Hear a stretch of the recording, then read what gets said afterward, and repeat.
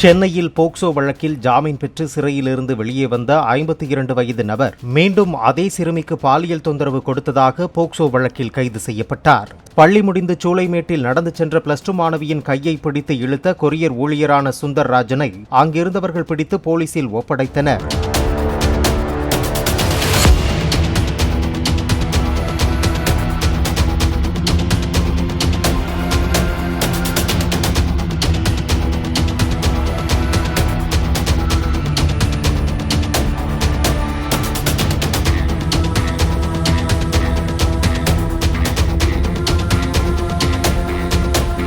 Play store மற்றும் app ஸ்டோரில் இருந்து பாலிமர் செயலியை QR கோடு மூலம் பதிவிறக்கம் செய்யுங்கள்.